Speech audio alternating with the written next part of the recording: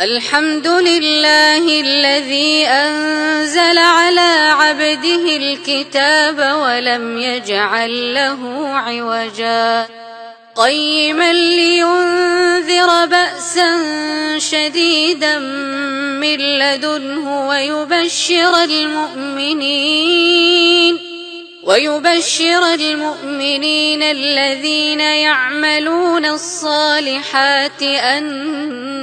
لهم أجرا حسنا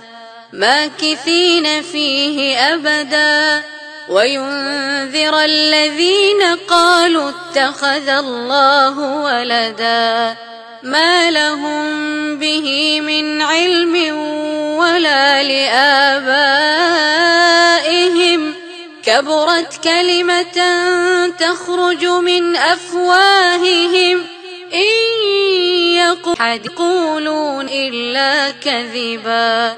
فلعلك باخع نفسك على آثارهم إن لم يؤمنوا بهذا الحديث أسفا إنا جعلنا ما على الأرض زينة لها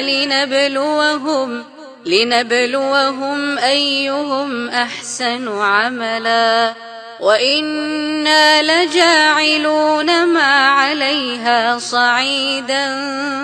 جرزا أم حسبت أن أصحاب الكهف والرقيم كانوا من آياتنا عجبا إذ أوى الفتية إلى الكهف فقالوا ربنا آتنا من لدنك رحمة وهيئ لنا من أمرنا رشدا فضربنا على آذانهم في الكهف سنين عددا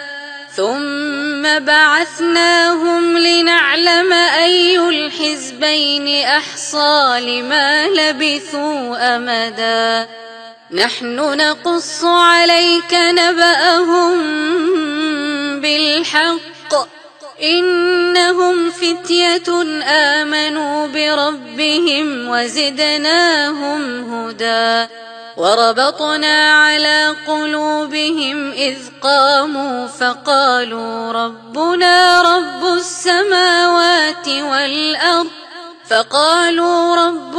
رب السماوات والأرض لن ندعو من دونه إلها لقد قلنا إذا على شطا هؤلاء قومنا اتخذوا من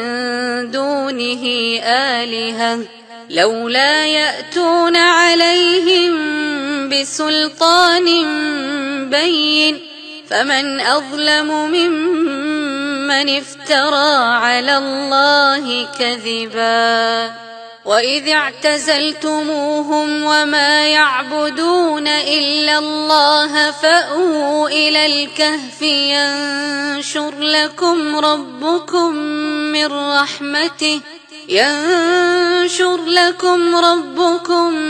رحمته ويهيئ لكم من أمركم مرفقا وترى الشمس إذا طلعت تزاور عن كهفهم ذات اليمين وإذا غربت تقرضهم ذات الشمال وهم في فجوة منه ذلك من آيات الله من يهد الله فهو المهتد ومن يضلل فلن تجد له وليا مرشدا وتحسبهم أيقاظا وهم رقود ونقلبهم ذات اليمين وذات الشمال وكلبهم باسط ذراعيه بالوصيد لو اطلعت عليهم لوليت منهم فرارا لوليت منهم فرارا لملئت منهم رعبا. وكذلك بعثناهم ليتساءلوا بينهم قال قائل منهم كم لبثتم قالوا لبثنا يوما أو بعض يوم قالوا ربكم أعلم بما لبثتم فابعثوا أحدكم بورقكم هذه إلى المدينة فلينظر أيها أزكى طعاما فليأتكم برزق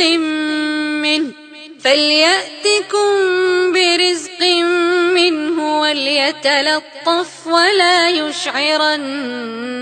بكم أحدا إنهم إن يظهروا عليكم يرجموكم أو يعيدوكم في ملتهم ولن تفلحوا إذا أبدا.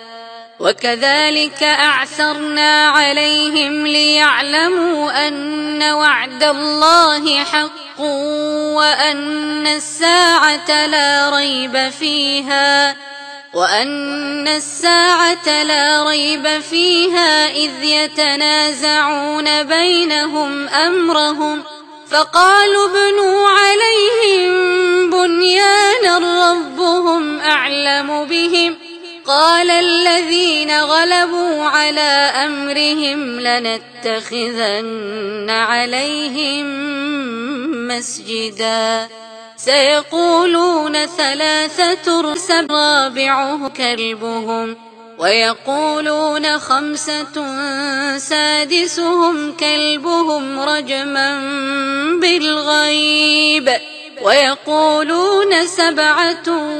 وثامنهم كلبهم قل ربي أعلم بعدتهم ما يعلمهم إلا قليل فلا تمار فيهم إلا مراء ظاهرا ولا تستفت فيهم منهم أحدا ولا تقولن لشيء إني فاعل ذلك غدا إلا أن يشاء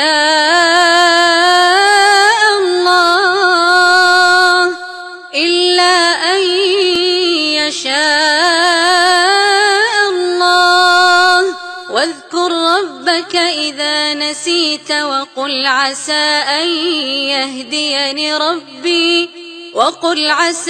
أن يهديني ربي لأقرب من هذا رشدا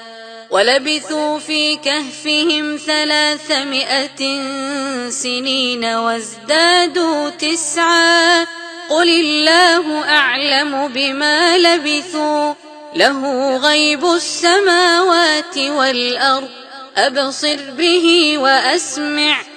ما لهم من دونه من ولي ولا يشرك في حكمه أحدا واتل ما أوحي إليك من كتاب ربك لا مبدل لكلماته ولن تجد من دونه ملتحدا واصبر نفسك مع الذين يدعون ربهم بالغداة والعشي يريدون وجهه ولا تعد عيناك عنهم تريد زينة الحياة الدنيا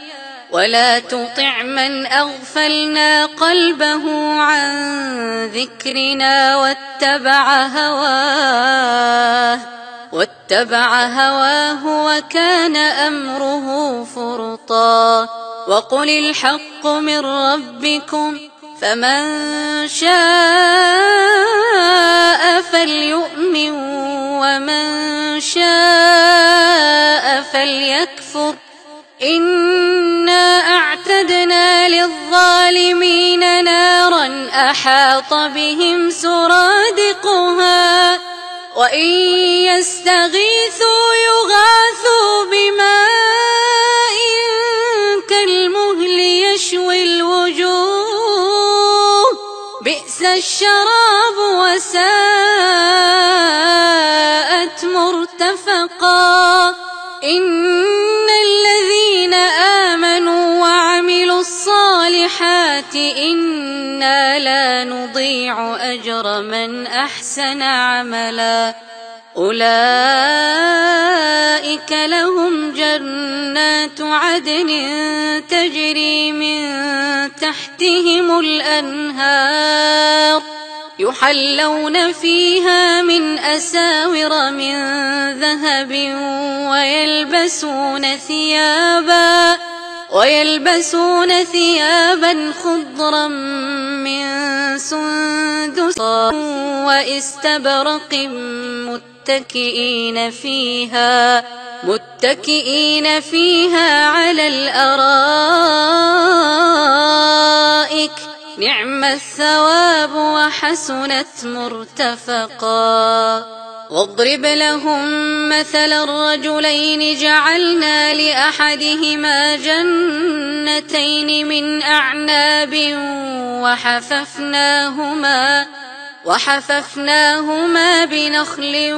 وجعلنا بينهما زرعا كلتا الجنتين آتت أكلها ولم تظلم منه شيئا وفجرنا خلالهما نهرا وكان له ثمر فقال لصاحبه وهو يحاوره أنا أكثر منك مالا وأعز نفرا وكان له ثمر فقال لصاحبه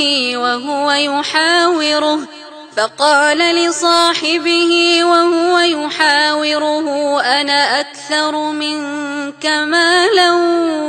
وأعز نفرا ودخل جنته وهو ظالم لنفسه قال ما أظن أن تبيد هذه أبدا وما أظن الساعة قائمة ولئن رددت إلى ربي لأجدن خيرا منها منقلبا قال له صاحبه وهو يحاوره أكفرت بالذي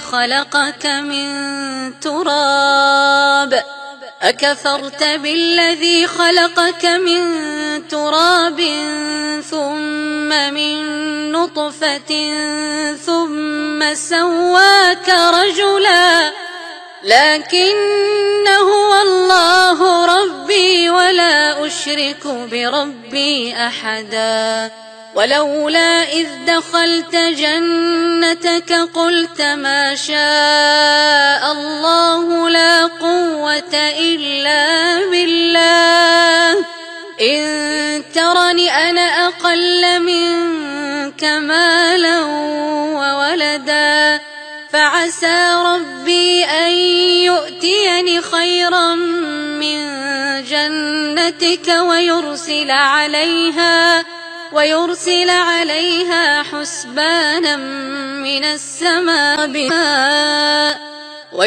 عليها حسبانا من السماء فتصبح صعيدا زلقا أو يصبح ماؤها غورا فلن تستطيع له طلبا وأحيط بثمره فأصبح يقلب كفيه على ما أنفق فيها وهي خاوية على عروشها ويقول يا ليتني لم أشرك بربي أحدا ولم تكن له فئة ينصرونه من دون الله وما كان منتصرا هنالك الولاية لله الحق، هو خير ثوابا وخير عقبا. واضرب لهم مثل الحياة الدنيا كماء أنزلناه من السماء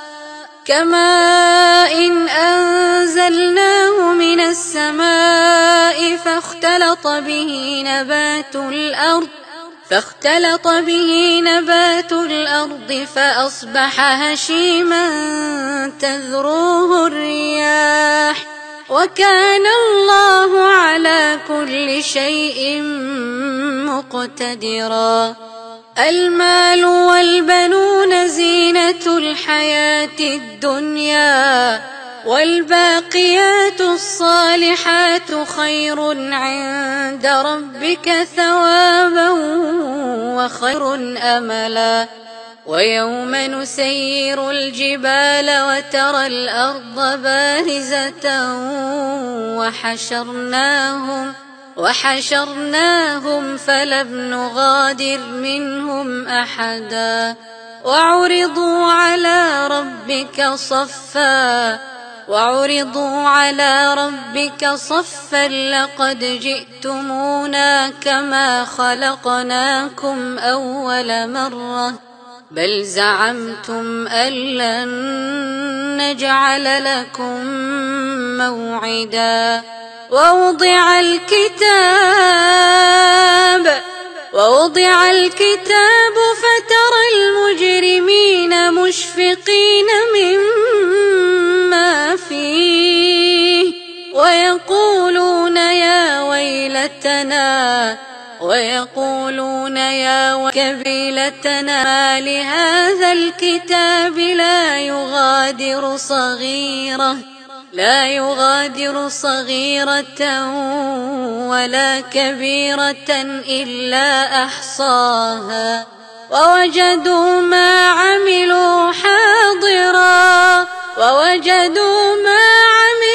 حاضرا ولا يظلم ربك أحدا. وإذ قلنا للملائكة اسجدوا لآدم فسجدوا إلا إبليس كان من الجن ففسق عن أمر ربه أفتتخذونه وذريته أولياء من دوني وهم لكم عدو بئس للظالمين بدلا. ما أشهدتهم خلق السماوات والأرض ولا خلق أنفسهم وما كنت متخذ المضلين عضدا. ويوم يقول نادوا شركائي الذين زعمتم فدعوهم فلم يستجيبوا لهم وجعلنا بينهم موبقا. ورأى المجرمون النار فظنوا أنهم مواقعوها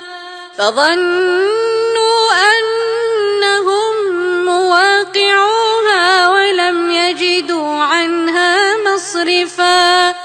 ولقد صرفنا في هذا القرآن للناس من كل مثل وكان الإنسان أكثر شيء جدلا. وما منع الناس أن يؤمنوا إذ جاءهم الهدى ويستغفروا ربهم إلا أن تأتيهم سنة الأولين أو يأتيهم العذاب قبلا. وما نرسل المرسلين إلا مبشرين ومنذرين ويجادل الذين كفروا بالباطل ليدحضوا به الحق واتخذوا آياتي وما أنذروا هزوا. ومن أظلم ممن ذكر بآيات ربه فأعرض عنها ونسي ما قدمت يداه إنا جعلنا على قلوبهم أكنة أن يفقهوه وفي آذانهم وقرا وإن تدعهم إلى الهدى فلن يهتدوا إذن أبدا وربك الغفور ذو الرحمة لو يؤاخذهم بما كسبوا لعجل لهم العذاب بل لهم موعد لن يجدوا من دونه موئلا وتلك القرى أهلكناهم لما ظلموا وجعلنا لمهلكهم موعدا وإذ قال موسى لفتاه لا أبرح حتى أبلغ مجمع البحرين أو أمضي حقبا فلما بلغا مجمع بينهما نسيا حوتهما فاتخذ سبيله في البحر سربا فلما جاوزا قال لفتاه آتنا غداءنا لقد لقينا من سفرنا هذا نصبا قال أرأيت إذ أوينا إلى الصخرة فإني نسيت الحوت وما أنسانيه إلا الشيطان أن أذكره واتخذ سبيله في البحر عجبا قال ذلك ما كنا نبغي فارتدا على آثارهما قصصا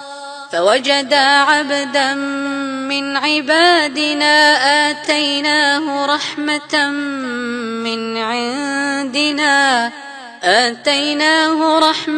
من عندنا وعلمناه من لدنا علما قال له موسى هل أتبعك على أن تعلمني مما علمت رشدا قال إنك لن تستطيع معي صبرا وكيف تصبر على ما لم تحط به خبرا قال ستجدني إن شاء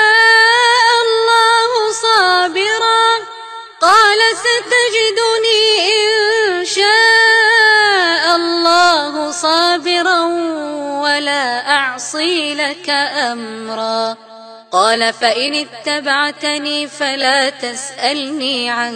شيء حتى أحدث لك منه ذكرا فانطلقا حتى إذا ركبا في السفينة خرقها قال أخرقتها لتغرق أهلها لقد جئت شيئا إمرا قال ألم أقل إنك لن تستطيع معي صبرا قال لا تؤاخذني بما نسيت ولا ترهقني من أمري عسرا فانطلقا حتى إذا لقيا غلاما فقتله قال أقتلت نفسا زكية بغير نفس لقد جئت شيئا نكرا قال ألم أقل لك إنك لن تستطيع معي صبرا قال إن سألتك عن شيء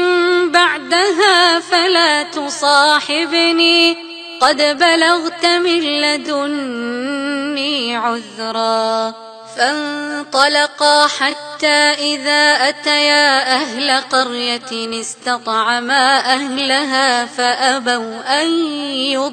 يضيفوهما فأبوا أن يضيفوهما فوجدا فيها جدارا يريد أن ينقض فأقامه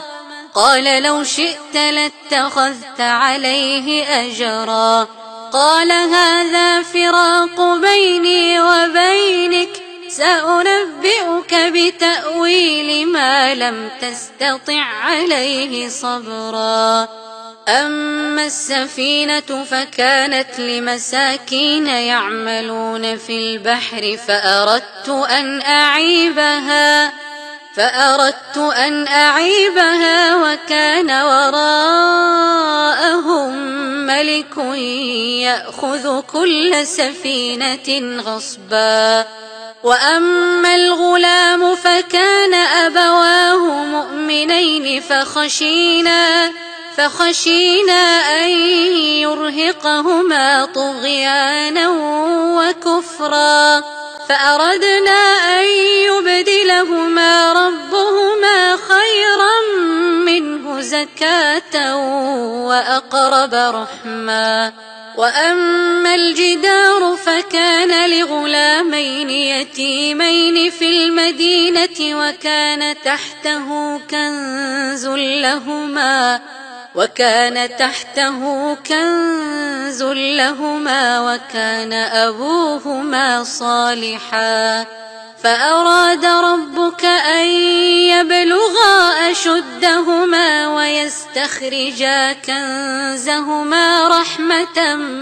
من ربك وما فعلته عن أمري ذلك تأويل ما لم تسطع عليه صبرا ويسألونك عن ذي القرنين قل سأتلو عليكم منه ذكرا إنا مكنا له في الأرض وآتيناه من كل شيء سببا فأتبع سببا حتى إذا بلغ مغرب الشمس وجدها تغرب في عين حمئة ووجد عندها قوما قلنا يا ذا القرنين إما أن تعذب وإما أن تتخذ فيهم حسنا قال أما من ظلم فسوف نعذبه ثم يرد إلى ربه فيعذبه عذابا نكرا وأما من آمن وعمل صالحا فله جزاء الحسنى وسنقول له من أمرنا يسرا ثم أتبع سببا حتى إذا بلغ مطلع الشمس وجدها تطلع على قوم لم نجعل لهم من دونها سترا كذلك وقد أحطنا بما لديه خبرا ثم أتبع سببا حتى إذا بلغ بين السدين وجد من دونهما قوما لا يكادون يفقهون قولا قالوا يا ذا القرنين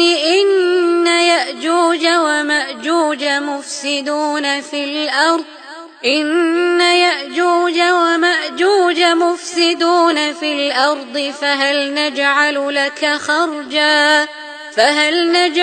لك خرجا على أن تجعل بيننا وبينهم سدا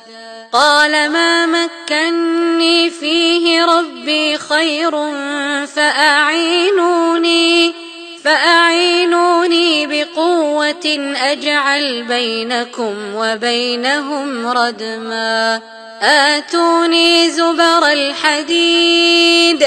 حتى إذا ساوى بين الصدفين قال انفخوا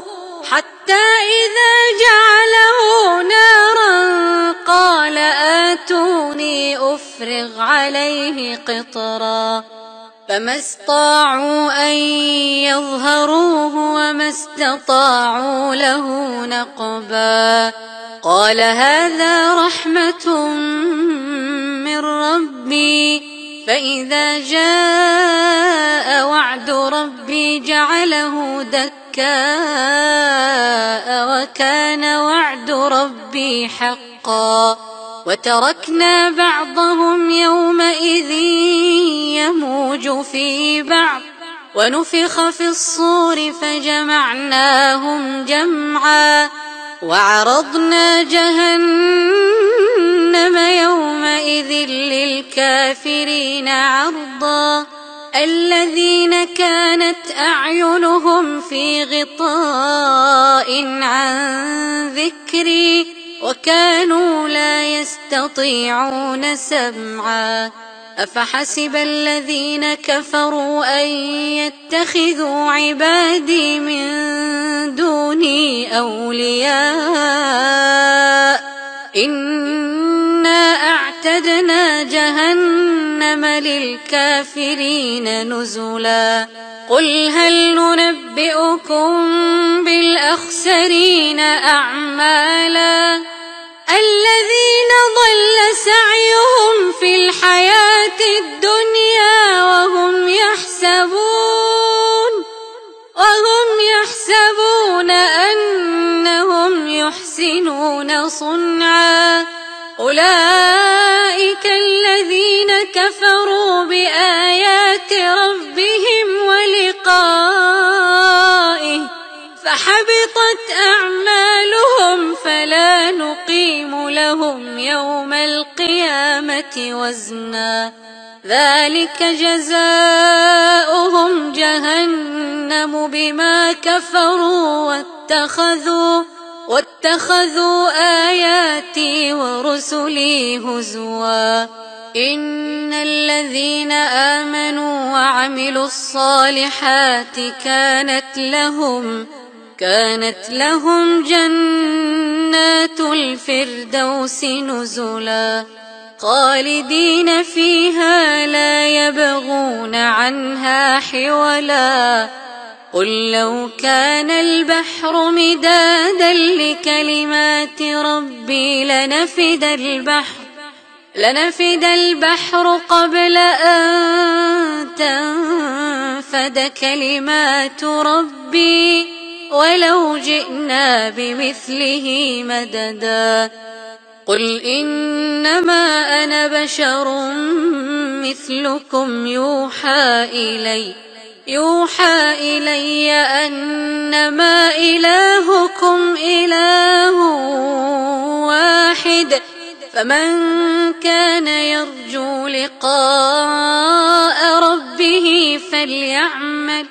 فليعمل عملا صالحا ولا يشرك بعبادة ربه أحدا.